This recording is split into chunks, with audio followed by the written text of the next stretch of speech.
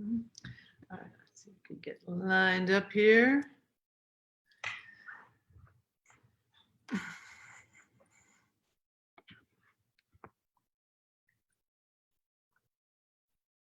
Hello, everybody. Looks like I'm live. That's fantastic. So we're going to be recording this for those of you who are coming on Zoom. So I'm checking my participants now. See who's coming on. And let me just click a couple buttons here. This is going to be real and fun, and we're going to talk about money. So this is for you if you have a lot of money, but you're getting a little worried right now because you don't know what the future holds. This is also for you if you're on the edge or have had anything going on lately that's really got you a little bit scared about your money. And we're going to do some pressure-free moneying today. So let's see. Give it just another minute here as people start coming in on my webinar.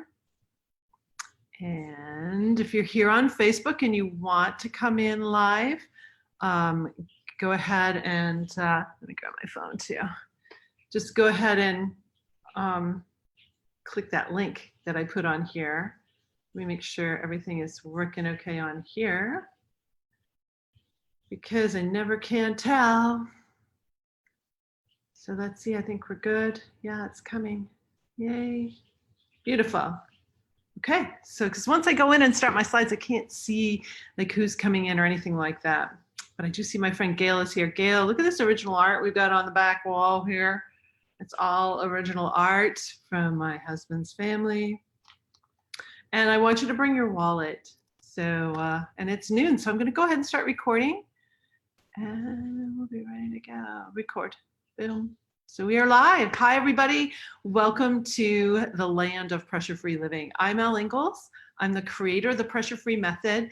And today my training is about a subject that some people have difficulty talking about.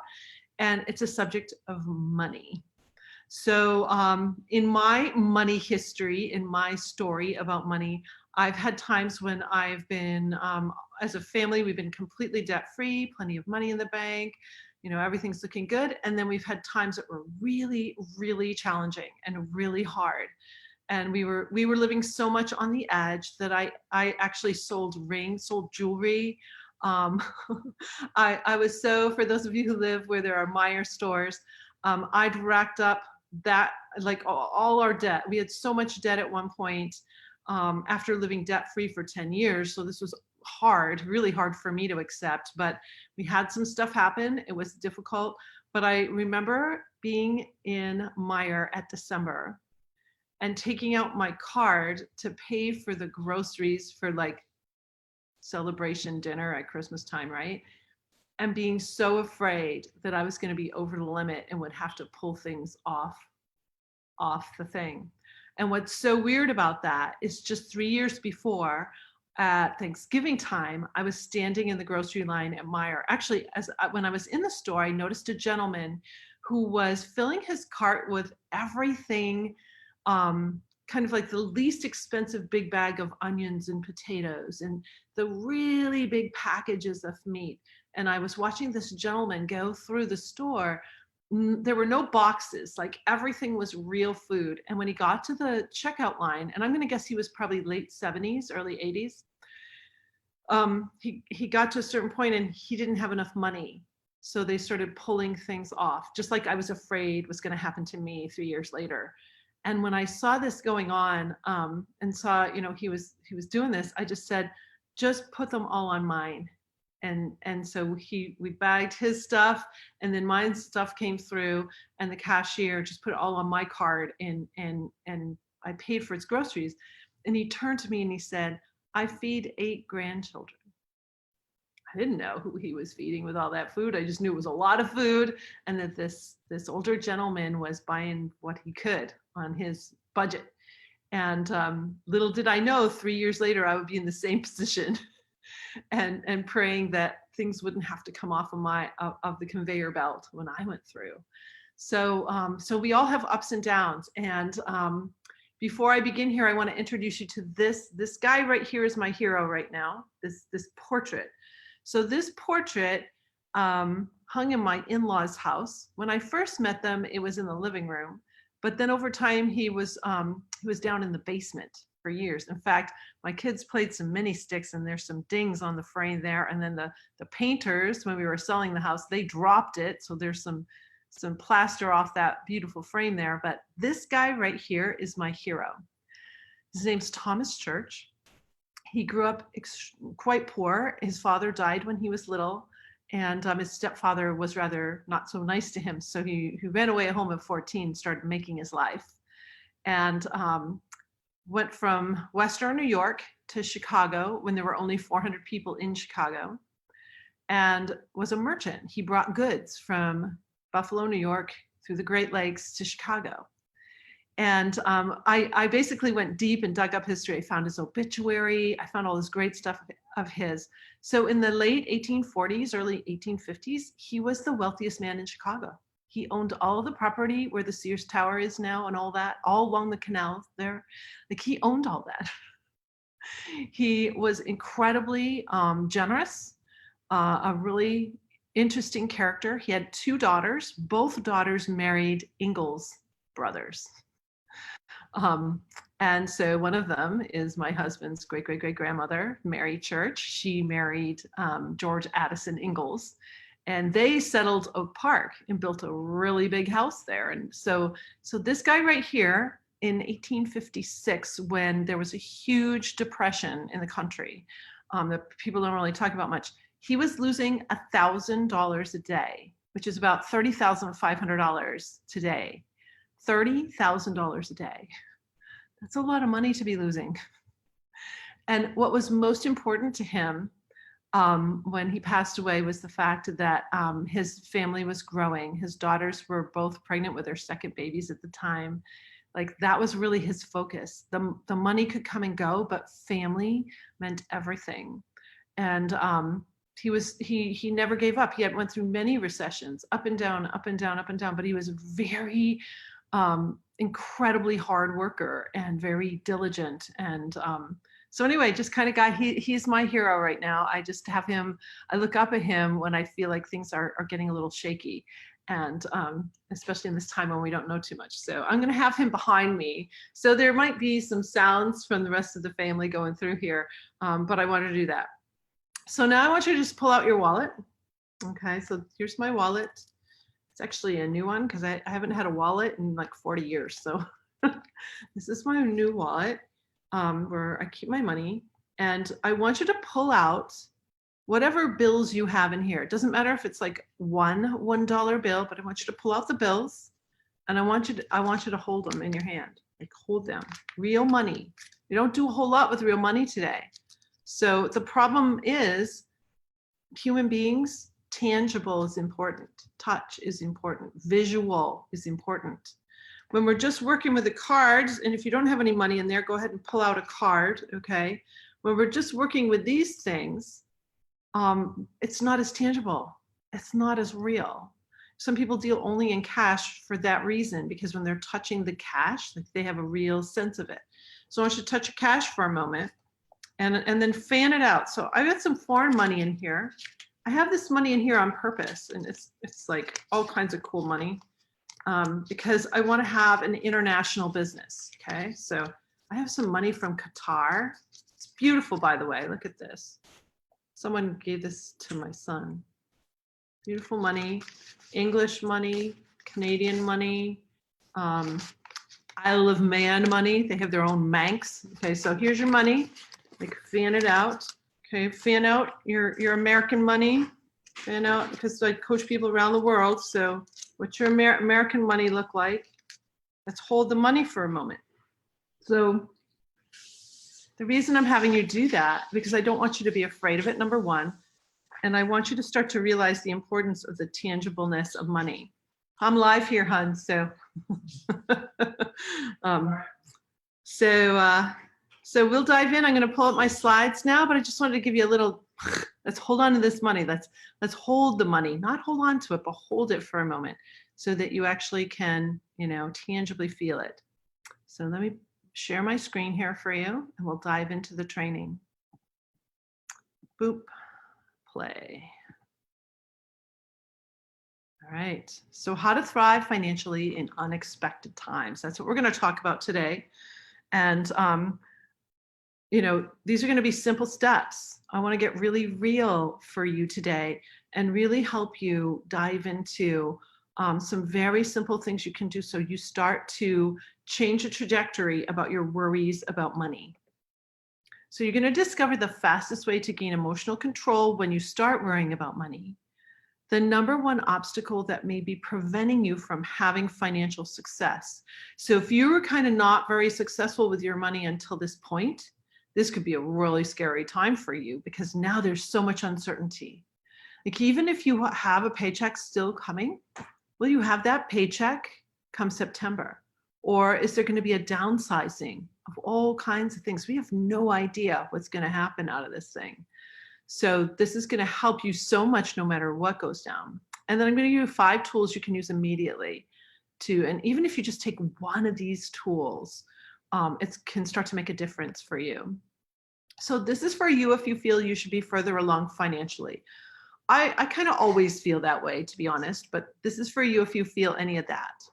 This is for you if your income has been negatively impacted or you fear it might be in the near future. This is for you if maybe you weren't before, but now you are seriously worried about money. I've been there. Like I mentioned before, I've had plenty of money and I've been on the edge to the point where I was selling rings, selling jewelry just to be able to buy food. And I've taught hundreds of executives simple systems that will help you too. You're not alone. This is a 2018, 1918. Isn't that funny? That came out of my mouth. 2018 stat, I believe. So 2018. So I can't even imagine what these numbers are in this moment today, the snapshot today, because I know some people are racking up debt just to get through this time. So take a look at you're not alone. Look at how much people owe. It's really a lot of money today. So one thing we're going to be talking about this deeply today is how to not be afraid of that. That's why I'm showing it right up here. 85% of Americans are sometimes stressed about money. Again, this is 2018. 30% are continually stressed. We've got people maybe on here today, maybe you, and it's like it's just a constant stress. Every night you're a little worried. Every night you're a little worried.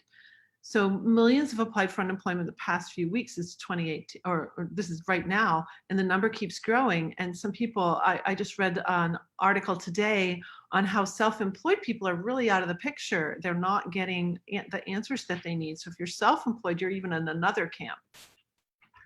So the first thing we're going to do today is I'm going to share just very briefly, just touching on the pressure-free method for you. Because if you have anxiety over anything, it's going to impact how you're dealing with your money right now. You're going to be in fear mode, and we don't make good decisions in fear mode. So this method is going to help you stop. It's going to help stop you from overreacting about money. It's going to protect your mind and your body from stress. And it's going to allow you to attract more money and more opportunities rather than repel. Okay, that's going to be real important for you. So I want you to notice for a moment what triggers you. Where do you show tension in your body? Where do you feel it? I used to be, especially, I'm pointing here because I'm a violinist, and this shoulder fear, like if you just touched it here, I would be in pain because I had so much tension on this side of my body. You can even see it in my jaw still. Like this side is a little more pinched. So where do you have tension? Do you grind your teeth? Are you tight in the shoulders?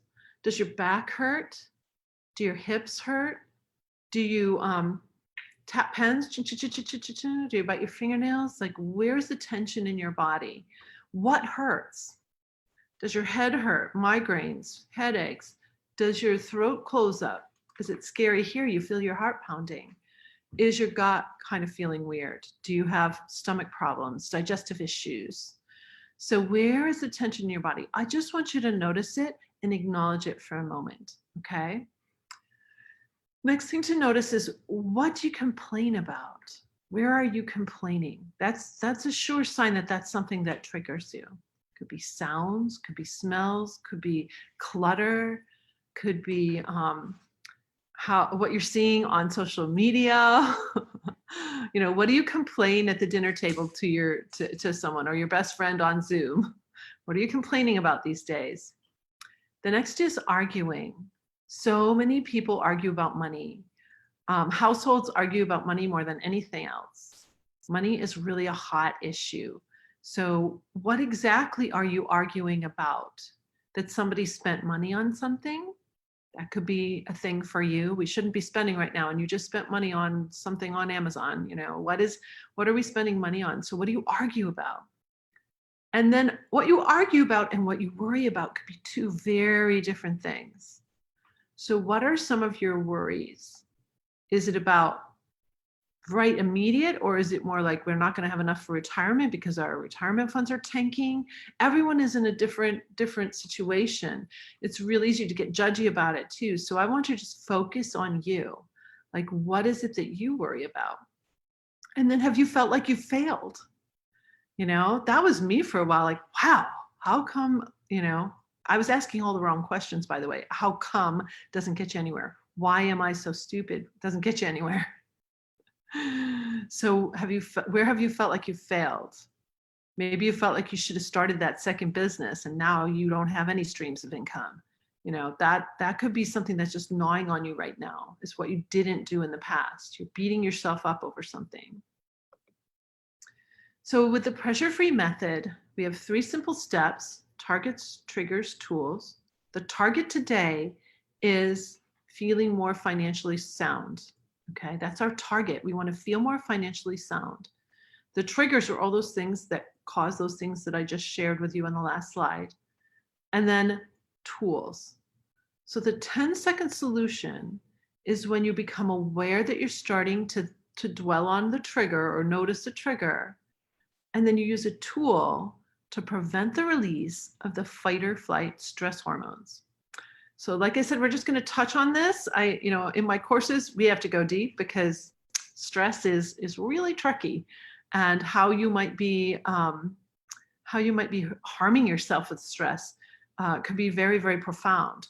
So I just wanted to share some basic tools today, just to get you started. And I want to just focus on a couple, but take a screenshot of this if you like. If you want this, by the way, and you're not on my mailing list, I'm going to put a link after this talk where you can pop in, and I actually have a little 5-part series for you. I call it a jump start, to help you have some success. It's going to be a free gift I give at the end of this webinar today.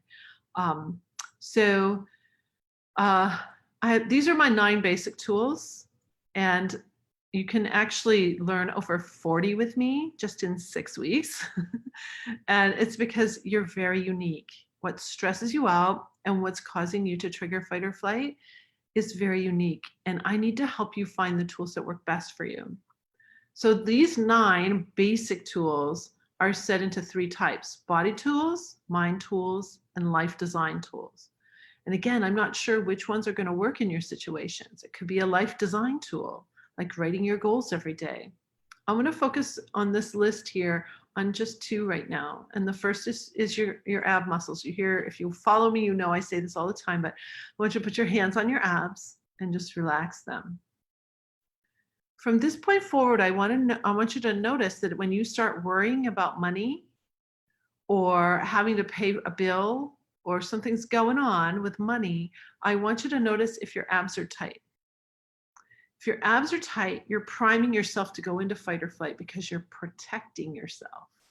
So when you relax your abs, there's this instant change in your body chemistry and in your brain chemistry that says, oh, I must be okay here. So if you can keep your abs relaxed when you're dealing with anything about money that could be causing you fear or worry, you're going to have more capacity to actually make good decisions. Because when we go into fight or flight, we actually shut down our ability to think and remember. Your willpower also is shot. So you'll buy things that you don't need. You'll eat things you don't need when we go into fight or flight. You're trying to self-comfort and you're trying to protect yourself. You feel like you're under attack. Or you're aggressive and that's when you really argue. So relaxing the abs. And then the other one I want you to focus on today, it's a little different than what I usually share right up front, is say your slogan. I want you to start saying some words that change how you think about money. Okay, and we'll go into it deeper, but I want you to focus today. If you're taking notes or anything, relax your abs, say your slogan. Those are the two that I think are going to be really impactful. I've got a lot of tools here for you, but that's going to be really helpful. So who influenced you about money? Take a moment and think about this. So we all have this idea of a money story. I learned this from the coach, John Assaraf. And I went really deeply into a course about this just to figure it out for myself. Parents, guardians, who raised you, they gave you their money story because you watched them. Maybe you didn't imitate them because you saw that they were real stingy about their money and you went the other way and you're a big spender. Or they were big spenders and you save your money. But you got influenced somehow by what you saw. Maybe people never talked about money, so money was scary to you. Maybe they talked about it all the time, but they fought about it. So how are you influenced about money in parents, home life, then at school? Did you learn anything about money in school? Did you have people that you looked up to, like teachers or coaches, other family members, and then close friends? So we get influenced by others when it comes to money. Maybe you live in a particular neighborhood where, someone gets a new car, then you see all these people getting new cars all down the street.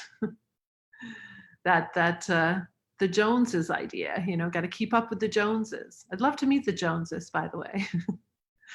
So who influenced you? I was very strongly influenced by my father in particular when it came to money. So he was a banker. He worked his way up through the banking system from teller to president throughout his career. And he was very frugal. We spent money on assets. And I got some big lessons about money when I was young. Like I wanted to downhill ski, but my parents had saved their money and done a lot of good things to be able to purchase this place on Lake Winnipesaukee in New Hampshire. Big deal for our family. So both my parents grew up in the Depression, to work hard and save the money and be able to do this was huge. So I was told I was in 3rd to 4th grade, like I needed new skis and boots because I took free lessons at my park, but I'd never been to a real ski lodge, like ever. This is New Hampshire, people ski there.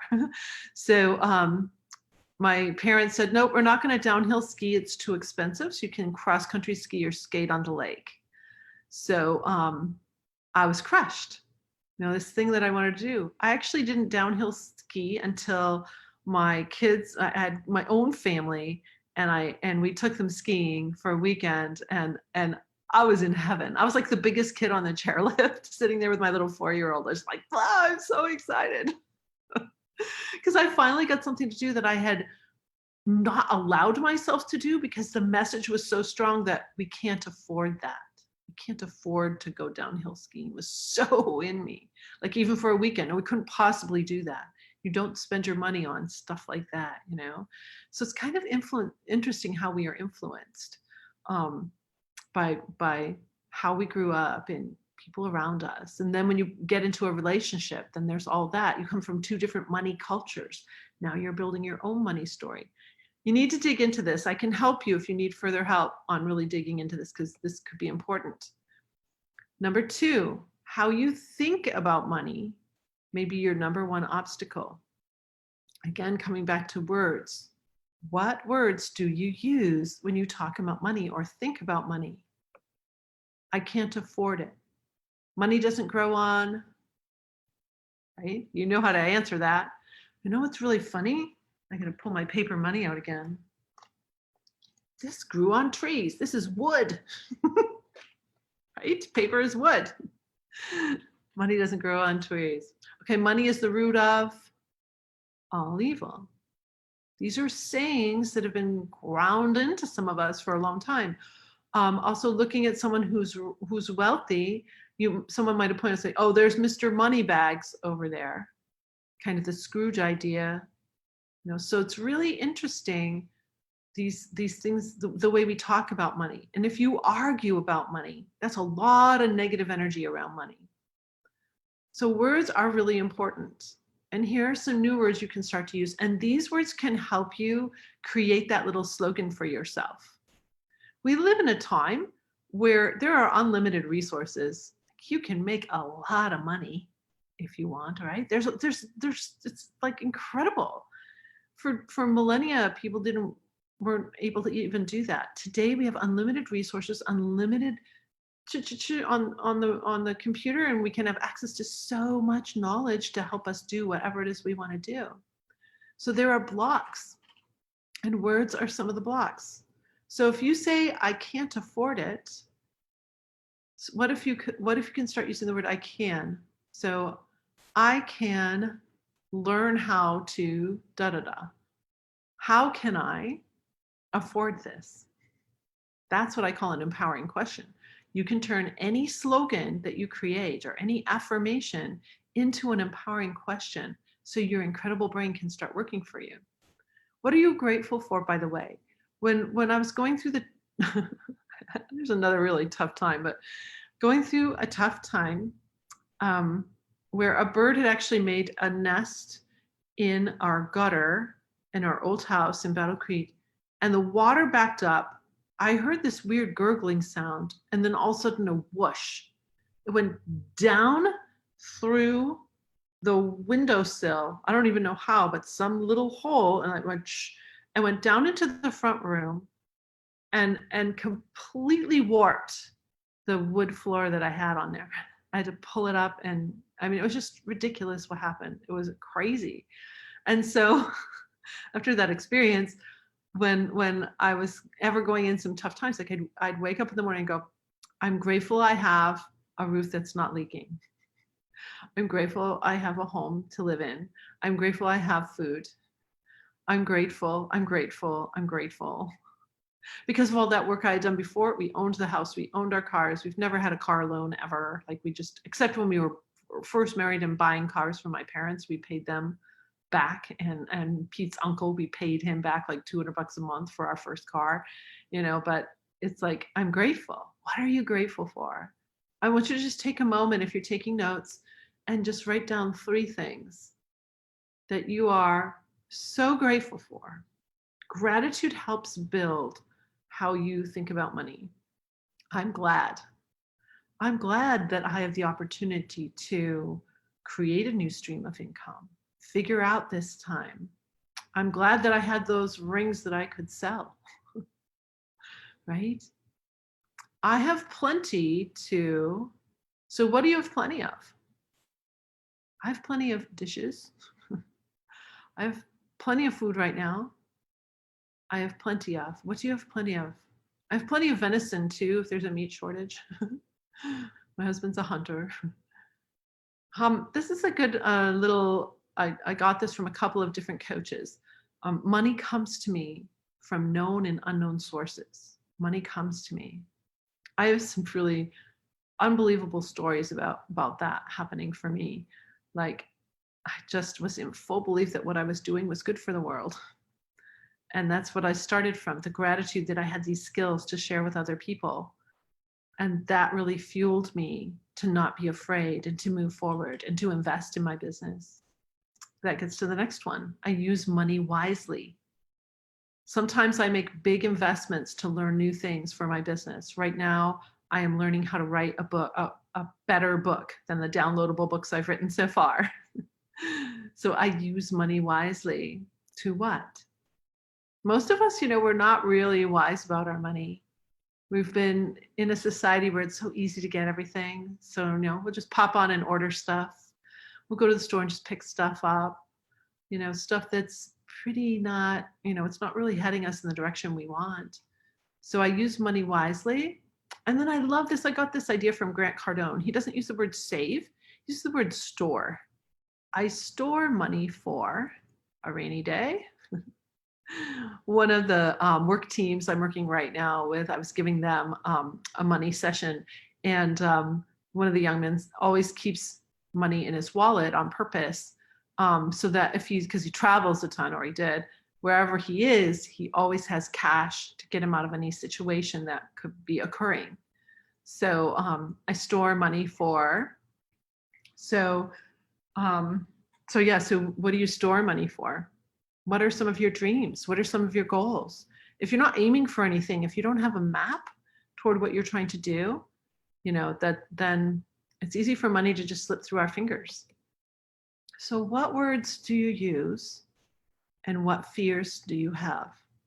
It's really important to acknowledge what we're currently doing, because obviously if you've got some worry about money, then something here has to be turned a little bit, loosened a little bit, opened up a little bit. Otherwise, you wouldn't be here right now, or you wouldn't be having these feelings. So noticing and acknowledging what we're currently doing is one way that we can start to open this up. So overcoming fears. Pressure-free tools can help you so much with decision making. You need clear decision making right now, okay? It's when we get fearful, you could go online and buy a bunch of really weird stuff just because you're afraid. So I want you to really start relaxing those abs, choosing the words that are going to move you in the positive direction, really using some of the tools. If you've been one of my clients, I want you to pull out all your tools. If you haven't been one of my clients, you need more tools. Use pressure-free tools so you have clear decision making during this time. And sit down with a piece of paper and start creating a clear plan for yourself. You need to create a safety net. You are not alone. What's in your safety net? In your safety net are people. In your safety net might be a little pile of cash. In your safety net might be a place you could go if things got really bad. What is in your safety net? There's no lack of resources in this country, but we have a lack of resourcefulness. And during a time like this, we really need to be resourceful. So what is in your safety net? What I have realized in my roller coaster ride with finances is that when I was worrying and had plenty of money back, like I had no idea that my future self would be dealing with something far worse. Do you know what I mean? So it's really interesting how we will think that we don't have enough when there's already plenty. So create your little safety net. You're not alone. Start to build a cushion. So part of this safety net, or I call them foundations, is a little bit of cushion, even if it's just $100. $100 can get you a lot of beans and rice. So what is a little cushion you can start to have for yourself? And then the last is know your net worth. We're going to go deeper into that. A lot of us, we stick our head in the sand. We don't want to know. And I want to help you get your head out of the sand, because money does not go to people who don't take care of it. That has been a part of human existence since we started trading in money or trading in any sort of goods. If you don't take care of your money, more is not going to come to you. You can't be trusted with it. So says the universe, right? It's a real energy thing, but it's real. So what words do you use? What fears do you have? What experiences have you had? Your experience, your money story, whatever has happened in this past for you, or your parents or your siblings or all this stuff, these experiences have had an impact on you. So past experiences, where have you felt that you failed? Have you felt that you failed? I just go back in my career, I chose to go into the nonprofit sector and manage orchestras, which does not pay a whole lot of money and had very minimal, in some cases none, no benefits. So I was always paying for health insurance and paying for this and paying for that. So for this very small window where I finally got the board to pay us a little health insurance, it's like for years I had none. I paid it all for myself, and sometimes I would sit there and think, I'm failing my family. I'm failing, so maybe you felt that you failed. Did you overspend? Who hasn't? Who hasn't overspent on something, right? We overspend. Have you always felt like you don't have enough? That can come from some of your experiences in the past. Maybe you grew up not having enough of something. And so there's this little fear in you, that can be real when it comes to things like food, or, if you've ever been hungry, If you ever didn't get fed enough, that could be a real thing for you. Did people make fun of you or tell you you'd never make it? You know, you're not smart enough, you're not clever enough, you're not good with money. Have you ever heard that phrase? You're not good with money? That's very impactful. So what people have said to you, past experiences, this is really, really important to dig into, because your past, I'm here right now to claim this, by the way, your past does not define your future. That's like the one thing you take away right now. Whatever has happened in your past money story does not need to define what happens next, because you are a very resourceful person and you're brilliant. And when we keep you pressure free and you don't trigger stress hormones, you can use your whole brain to start to solve what's going on for you right now. So your past does not define your future. What words do you use? What fears do you have? What experiences have you had? And next, what do you think about people who have money? That's a really interesting one. Are they greedy or are they generous? I ran symphonies for years, and I've been around my whole life. I've been around some really wealthy people. And you know what? Most of them are incredibly generous. There's just a couple that you might put in the greedy camp. Most of them are the ones who are making sure that we have good healthcare in our communities, that we have incredible arts and culture, that we have economic development going on in our community because they invest. So most of the people that I've met that are wealthy are incredibly generous. They're not greedy, but you might think they're greedy. Maybe you see something. Distant or connected? People with money are distant, or are they connected? It's really interesting. Are they wasteful or conscientious? You know, some people say, wow, that's so wasteful. Look at that huge whatever boat he just bought or whatever. Well, when he paid for that boat, he just employed several people, right? He employed all the people who made the boat. He employed the person who sold the boat. He employed the person who put the boat in the water so he could drive it around, he or she, right? So it's very interesting to dig into what some of your thoughts about people with money might be and how you might need to turn those around, because how will you become a person with some money if you don't want to be those things? You get to choose, by the way. Most of the people that I know who have a lot of income are incredibly generous. So here are tools to begin your money story. I've already given you some tools to get you started, like get into the mindset. But now I want to give you some real practical tools to begin building your money story. I'm sitting here full of gratefulness right now, actually, because there's my computer on my lap. Actually, that's not even mine, because I didn't even have a laptop then. That was the photographer's computer. I can tell because it's bigger than mine. But I have a nice little computer because I just went for it and believed that I needed this tool to help make my business fly. So I invested in a computer, and so I'm grateful for it. Tool number one, in times like these, you need to plug all leaks. You need to plug some leaks. When I got our family debt-free back in the 90s, on a nonprofit salary with no benefits, I got our family totally debt-free. And that meant because we still had some student loan debt at the time, my husband's. We had, what other debt did we have? Oh, we had consumer debt, like credit card debt. And we still had a mortgage. So I was getting us completely debt-free. It took me 4 years.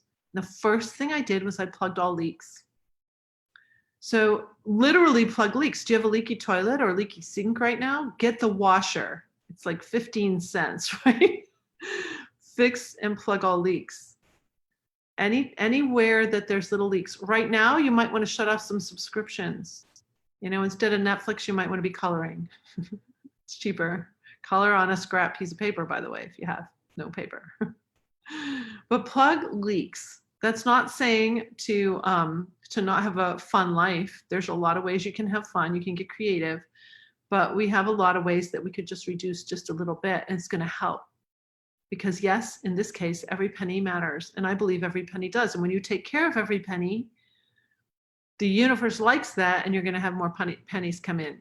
So stop any subscriptions and memberships that you don't need at this moment.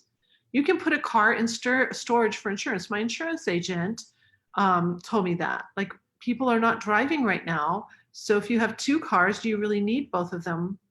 Can you put one in storage for a couple months? And that's and storage just means you're just not taking it out of your garage. By the way, move it a little bit so your tires don't get flat or get flat spots. I learned that. Turn the thermostat down if your heat is on, or turn up if you have air conditioning, but maybe turn it off for a little bit.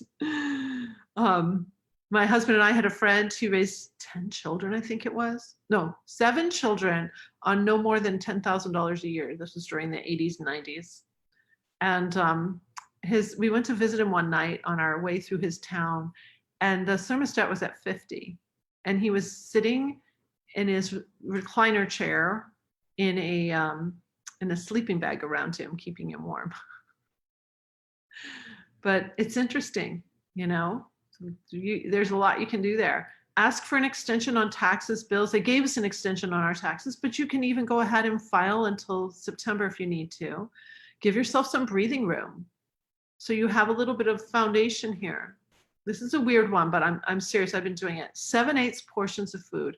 If you just knocked down how much you usually eat by 1/8, okay, it's probably going to save you about $20 a week for a single person. This is you making your own food. You're not buying anything out, because notice how much we waste. It's become very clear how much food is being wasted, because when we buy food other places, we never eat it all. Very rarely do people eat the whole thing. So just reduce your portion just a little bit. That's going to instantly give you some money, and maybe make some different choices. It's interesting. It's interesting how in my little grocery store, I go to a little one, the more expensive products have been really reduced. So I got some cool rice and stuff that I probably wouldn't buy normally, but it's much less expensive right now. So there's some little bargains going on there. Go for it. The next tool I have for you is something that I learned from Dr. John DeMartini, who teaches about money. He teaches about values, really. And this one made a huge difference in my life, and I've watched it. I've been coaching a lot of people on it lately, and it's really helped them. Gratefully pay all your bills. Okay, maybe you've put some off for a little bit, but when you do pay a bill, watch your energy. Is your stomach tight when you're paying the bill? Are your shoulders hunched? Are you afraid to even write the bill? I want you to relax all that and be in full gratitude for the service you're receiving for that bill. Maybe it's your heating bill. Okay, and a lot of us have auto pay today, like auto paying the bills. And so that's not quite as tangible as writing out the check the old-fashioned way. So when you get the bill confirmation, either through electronically or live, I actually get mine still paper, because I like to hold it and look at it for a moment and file it. And the reason I do that is because I look to see, how am I doing? I track it. How did I do compared to last year at this time? I take a look at that. But also now I've moved into gratitude. I'm so grateful that I can just push a button and have electricity to power up this computer to be with you right now. I'm so lucky I can just go pit and a light comes on. I don't have to search for some flame and grab my candle and try to light it. I'm so grateful for how easy a lot of things are, that I have running water, so I'm happy to pay these bills, because what an incredible service I get for actually so little money. So catch yourself when you start complaining about a bill. It's not helpful. If you're complaining about a bill, is it something that you don't use? If you pay your tax bill, we've got highways and roads and so much infrastructure and protection. It's incredible what we get for so little money when you think about it.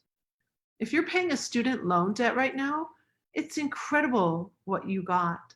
Brilliant minds teaching you. Be grateful. Be grateful for that bill. Be grateful for what you got for that money. Next, be clear about what you want, need, and gratefully pay for it. Get really clear about what you need and want right now. Maybe you don't need that subscription to that particular thing online right now.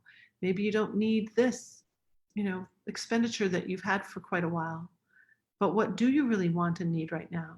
And gratefully pay for it. Pay with the emotion you want your customers have when they pay you. So I was working with business owners when I created this slide. So, you've got customers, and when they pay you, you want them to be grateful for what they're receiving, right? So turn that around. Be grateful for what you pay for, so that when people pay you, they're grateful for what that service is. What goes around comes around. You've heard that saying. It's so true. So this has been a huge tool for me in my life. I just started employing it 2 years ago. And because I used to get very like, oh, I have to pay that tax bill, So no, I don't anymore. I'm very grateful that I have city water, or I have this, I have that. And it's, I don't know, it's a game changer. This can be a game changer for you. Okay, this is an interesting one. How much are you worth? How much are the gifts and talents that you possess worth in the marketplace or in the world? When I ask this question of my clients, I get all kinds of answers, ranging from $150 a day to $2,500 a day. And the $2,500 a day was from a retired school teacher who spends a lot of time caring for her grandchildren. So she believed that she was worth $2,500 a day. So I want you to just write on a scrap of paper or take on your notes, just write it pretty big though. Like, how much money are you worth a day? Okay, so this is interesting. I think my slide tells you this. Yeah.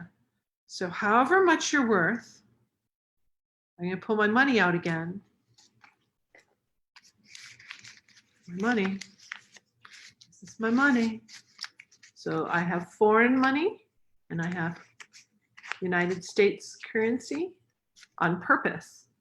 When I put the foreign money in, it was because I want to have an international business. And lo and behold, I had a client from Canada. Where's my Canadian money? I have Canadian money here. There it is. My Canadian money popped in. So pretty, by the way. Pretty money. So I put this in my purse. Whoops, dropping all my money because there's a lot of it. Because I put a really high value for the first time in my life, almost makes me cry, put a really high value on the decades and decades of knowledge and skills that I bring every day to my clients, every day to my work in this universe. And so I have like lots of money here. And this was hard for me to do. When I learned this tool, I actually wasn't sure. I was in Denver at the time with my friend, Halila. I wasn't sure when I got back from the coaching that I did, if I would be able to get my business credit card would have enough of a limit for me to get my car out of Detroit Metro Airport. Okay. I was like kind of scared. I had to leave the airport and drive directly to a couple's house where they were interviewing me to see if they wanted to have me work with their college-age daughter in this program. So they were interviewing me to see if they wanted to engage me. And so I drove straight to their home, and they basically interviewed me, asked me a lot of questions, and the questions kept going on and on. I thought, oh my gosh, these people they're not going to hire me. The questions just keep going on, and how can I better, like my backstory was, okay, how can I better explain what could be possible for her, blah, blah. Anyway, at the end, the mother pauses and she just pulls out her checkbook, and the check was already written for my full fee. Like, it was done deal. So they had already, before I even gotten there, decided they were going to go through with it, but they really wanted to be assured about how I would be doing my work with her, which I love, by the way. Really love that. I'm here to answer any questions when people want to work with me or parents want to hire me. So I took the check and I went to the bank. I put it in the bank, and then I took out crisp $100 bills for the amount of money that I had put down, even though I had to pay bills and I was afraid that I wouldn't have the money to pay all the bills for the month. I did that, and I've never looked back. And it's really interesting when you become disciplined about caring about money, caring about real money. So I even forget about this money. And you might say, okay, you might be afraid, like, what if somebody steals it? If somebody steals it, I know how to make more. So I'm going to bless the person who took it, obviously needs it more than I do. So I'm going to bless that, bless and release, and move on. And I've had people steal tens of $1,000s of my money, a web designer, if you must know, and never produce the site and go into bankruptcy and just take all my money. So I've experienced that and learned how to just very quickly let go. So this is a very important tool for you right now, because you might say, I can't even take out $100 from my bank because it's just not in there. Well, maybe it's 50 or maybe it's 20, but I want you to take whatever it is, just take it and hold it and stick it in a spot and don't spend it. Don't ever spend it. That is important. That's about your self-worth.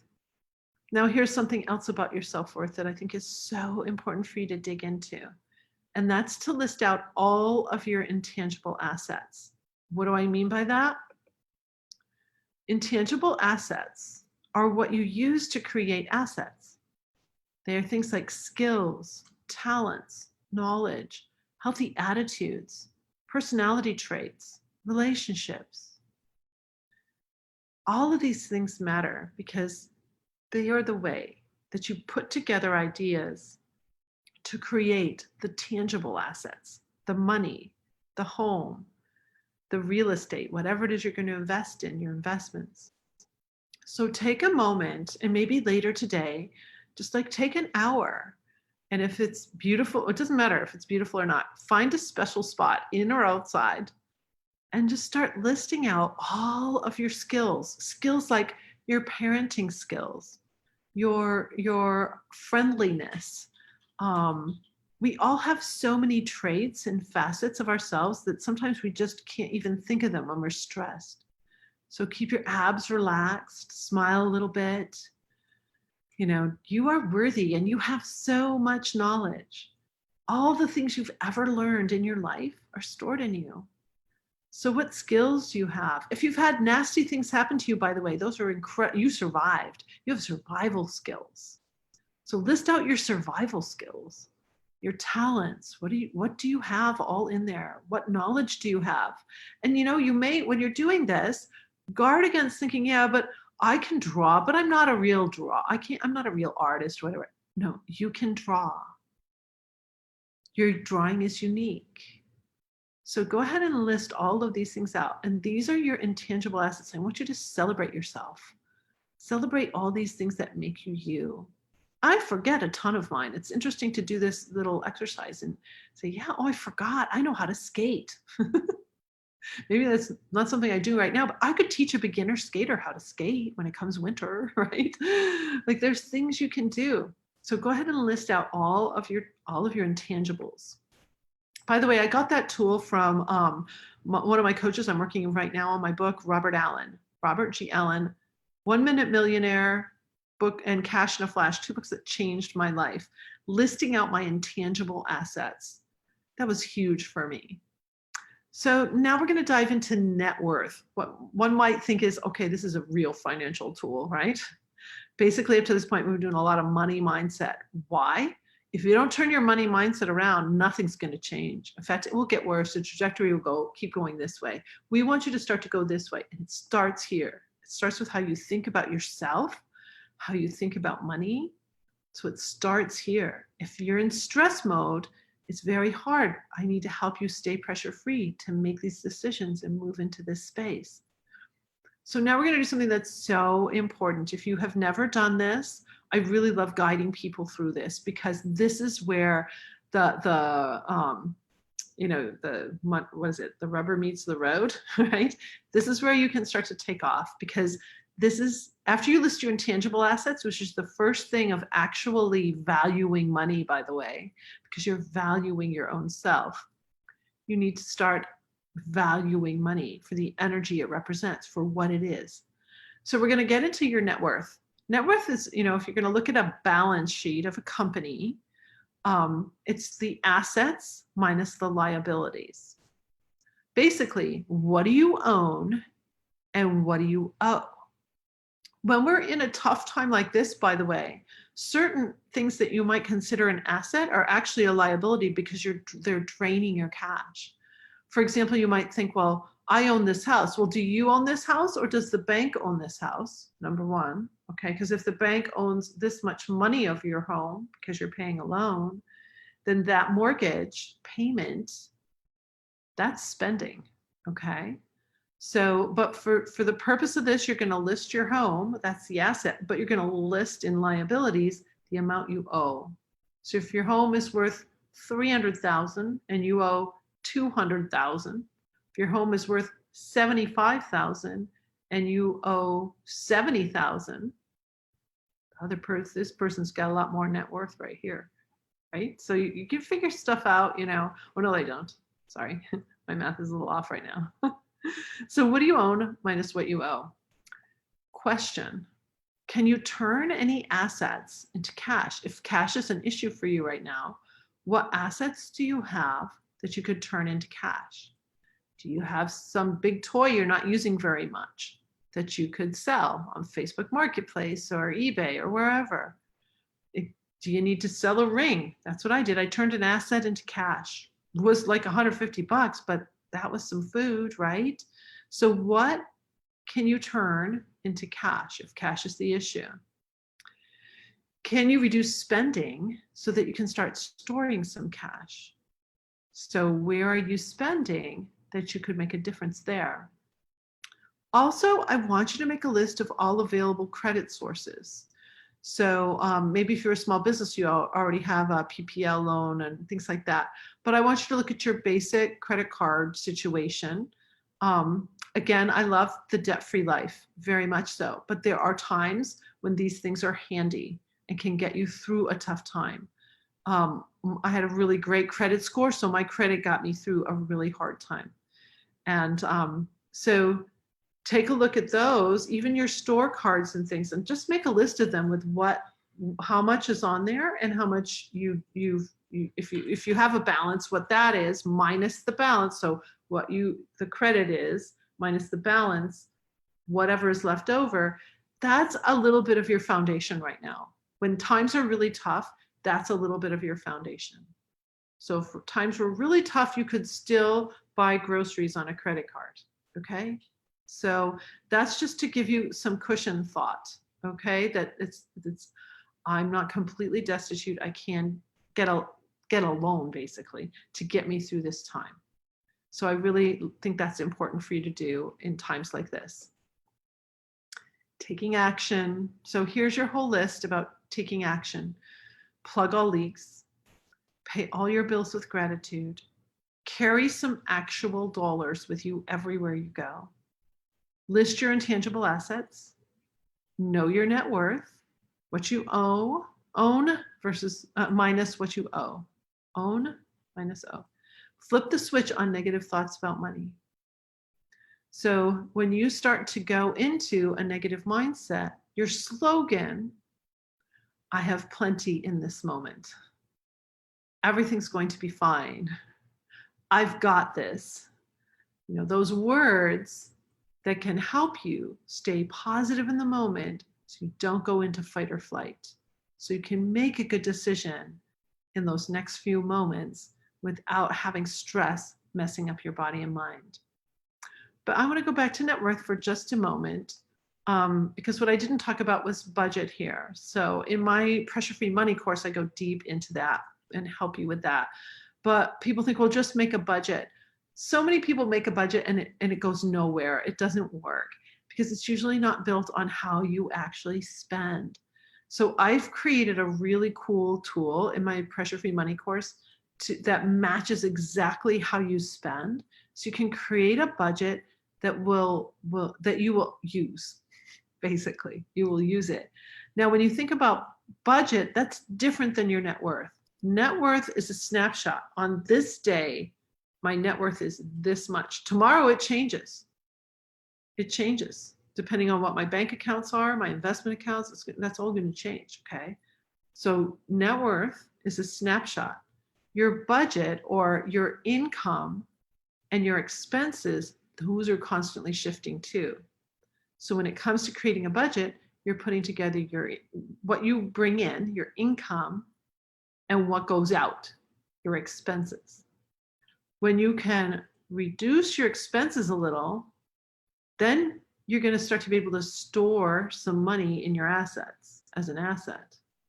Or if you can start to make some more money with a side gig, with a little thing here. By the way, I have so many cool ways for people to have side money. So if that's an issue for right now, please go to speakwithelle.com and book a time with me, and I can show you some cool things you can do just to start turning some faucets on. So we want to plug the leaks and turn on the faucets. I learned that one from Robert Allen too. Plug the leaks, turn on the faucets. Even if you can just get a trickle of something coming in, that's going to help and support you. Even if you can just shut off one little leak, that's going to make a difference for you. And I want you to celebrate every little tiny bit of cushion you create. Like if you have, say, $5,000 on a credit card and you haven't touched it, just there, that's in your cushion. Nice. Okay, that's there for an emergency. If 2 months down you suddenly don't have a job because they downsized, okay, you've got that. All right. And see if you can start to store other little cushions of money. And the first storage place is right here in your wallet. It's right here.